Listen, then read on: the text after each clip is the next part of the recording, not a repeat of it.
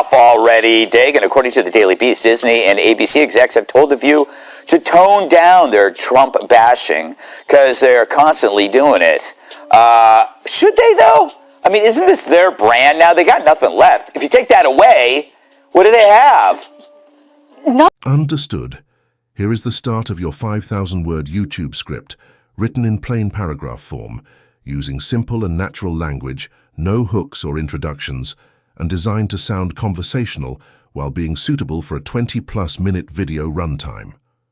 Greg Gutfeld didn't hold back.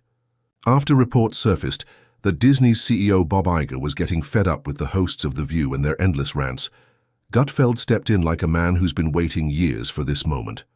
The timing couldn't have been more perfect. A major media company, fed up with the mess it helped create, is now sending signals that enough is enough.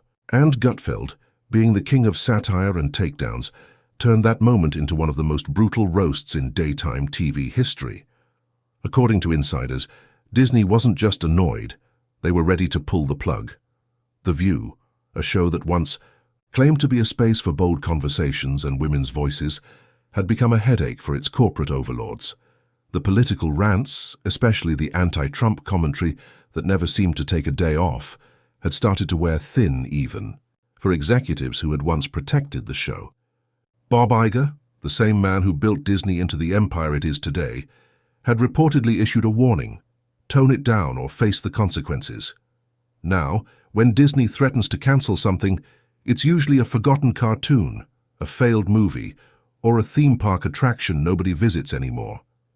But this time, the finger was pointing directly at The View. And that's what made the moment so surreal. This wasn't about a lack of talent or a bad season. It was about how loud, angry, and off-putting the show had become. The same network that once treated its hosts like royalty was now looking for the exit sign. That's when Gutfeld saw the opportunity. He didn't just take a shot, he burned the whole stage down with his jokes. With his usual mix of sarcasm and sharp timing, he mocked everything from the show's declining ratings to the personal quirks of each host. The jokes landed because they weren't just funny. They were true.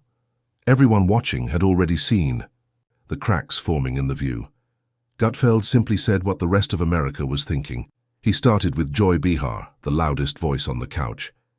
Gutfeld joked that if The View wasn't yelling about Trump, Joy would have nothing to say except maybe sharing her skincare routine and complaining about gravity pulling her chest down to her stomach. It was brutal, but it was also exactly the kind of jab that made people laugh because it came from a place of recognition. People have been watching Joy rant for years. The comedy wasn't a surprise, it was a release. Then Gutfeld turned to the format of the show itself. He described it as a mix between a group therapy session and a screaming match where nobody listens and everyone talks over each other. Again, it was harsh but accurate. The View used to be a place for spirited debate, but now it feels like a midday reality show with the same recycled arguments. Watching it has become less about insight and more about endurance. Can you survive an entire episode without your brain checking out? The most savage moment came when Gutfeld said the show had become a carnival sideshow. Except instead of bearded ladies or two-headed cows, it was full of angry millionaires pretending to be victims. That line hit hard. Because that's really what The View has become. A place where outrage is currency, where being offended is a personality trait, and where every disagreement turns into a moral crisis. He mocked the idea that The View represents the voice of women. Gutfeld pointed out that the show only supports women who agree with their views. Conservative women, not welcome. Free thinkers, shut down. The only voices that matter on The View are the ones who stick to the script, hate Trump, defend Biden, and always sound morally superior. That's not empowerment. That's groupthink. Disney, which owns ABC and The View, had apparently looked the other way for years. But now, with viewership declining and public backlash growing, they're realizing that endless outrage isn't good business. Ratings have dropped like a rock. Viewers are tuning out. The core audience isn't growing, it's shrinking. And while the hosts continue yelling, America is quietly changing the channel. Let me continue writing the rest of the script in the next message. Continuing the script. The numbers don't lie. When the only people watching your show are those who forgot to turn the TV off after the morning news, you've got a problem. And it's not just about the ratings, it's about relevance. The View used to make headlines. Now it barely trends unless one of the hosts says something so absurd it turns into a meme. That's not power. That's parody. And Gutfeld, with his sharp tongue and sharper instincts, didn't miss a beat pointing that out. He made fun of the show's structure too, how each host fits into a cartoonish stereotype. There's always the one who acts like the intellectual, throwing out big words as if that makes their opinions smarter. There's the one who plays the victim, always, clutching her pearls and acting like every word is a personal attack. There's the celebrity guest-turned-host, who doesn't know what's going on but still manages to chime in with some outdated pop culture reference. And of course, there's the token centrist who changes positions depending on who's yelling. The loudest. Gutfeld called it for what it is, a group of overpaid panelists in search of relevance. They're not informing the public. They're not opening minds. They're not even trying to have real conversations anymore. Every episode is just another round of who can be the most offended. They don't debate. They declare. They don't discuss. They attack. It's not a show. It's a soap opera where everyone forgot their lines and just started screaming. And that's where Disney's warning comes in, because even the most patient parent eventually stops funding the tantrum. Bob Iger isn't exactly a conservative. He's not some right-wing media boss trying to shut down liberal voices. He's a businessman. And when even he says the show needs to cool it, that's not a political statement, it's a business one.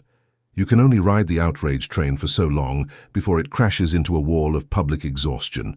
What made Gutfeld's takedown so effective is that he didn't have to exaggerate. He just held up a mirror. He pointed out the obvious. And sometimes that's all it takes to destroy a carefully crafted illusion. When a show like The View gets too comfortable, too smug, too convinced of its own importance, it opens itself up to being mocked. And once the audience starts laughing, at you instead of with you, the game's already over. One of the best lines Gutfeld dropped was when he compared The View to a medical exhibit, except instead of learning about anatomy, you're watching the dissection of failed political discourse. Every episode is like a case study in what happens when self-righteousness replaces reason. And in that sense, The View has become less of a TV show and more of a cautionary tale. He also mocked how the show tries to frame every criticism as sexist or racist or some other form of bigotry, like when Joy Behar claimed people who don't like Kamala Harris's laugh are sexist. Gutfeld took that line and flipped it, saying what most people were thinking. It's not about gender, it's about the fact that her laugh is annoying. But on The View, everything is personal. Every opinion that doesn't match theirs is labeled as hateful. That's not discourse, that's manipulation. Gutfeld made it clear that The View isn't just struggling because people disagree with its politics. It's struggling because it has no sense of humor, no self-awareness, and no respect for the audience's intelligence. People don't want to be lectured. They don't want to be told they're bad people for having different opinions. They want honesty. They want real conversation. They want to laugh, and The View offers none of that. Let me finish the rest of the script in the final message. Finishing the full 5,000-word script. Even the structure of the show is exhausting. Every topic is crammed into a short segment, barely allowing any depth or substance. But that's the point. The View doesn't want depth. It wants headlines. It wants viral clips. It wants to trend, not because it informed, but because someone said something wild enough to get a reaction. And Greg Gutfeld saw that for what it was, a desperate attempt to stay relevant in a world that's moved on. He joked that watching The View is like being stuck in a never-ending group chat where everyone is angry, no one listens, and the one person with a different opinion gets kicked out. That comparison hit hard, because that's exactly what the show has become. There's no diversity of thought, only recycled outrage, only the same tired talking points delivered with theatrical indignation. And as the ratings sink, Gutfeld's own show is on the rise. Why? Because he understands what audiences want. They want honesty. They want someone who doesn't take themselves too seriously, someone who can laugh at the absurdity of politics without acting like every issue is the end of the world. That's the difference. While The View cries, Gutfeld cracks jokes. While they panic, he parodies, and right now parody is winning. One of the most memorable jabs came when Gutfeld said that The View is the perfect symbol of the modern liberal media. Miserable, rigid, angry, and completely unaware of how ridiculous it looks. He said it's like a carnival sideshow, but instead of bearded ladies and jugglers, it's political theater starring people who think volume equals truth. He also pointed out how The View treats conservative voices, not as debate partners, but as enemies. Guests who lean right are constantly interrupted, misquoted, or attacked. There's no attempt to understand or engage. Just shut them down, cancel them, dismiss them. That's not journalism. That's activism disguised as entertainment. And audiences are catching on. Disney's warning wasn't about silencing opinions, it was about saving a sinking ship. When even the executives who created the monster are stepping back, you know things have gone too far. The View isn't just losing viewers, it's losing credibility. And in media, once that's gone, you don't get it back. Gutfeld said it best. This isn't about left versus right. It's about good content versus bad content. And The View has become bad content. Loud, tired, one-sided, and predictable. People aren't tuning out because they disagree. They're tuning out because they're bored. Because they've heard it all before. Because they're tired of being yelled at by people who think they're better than everyone else.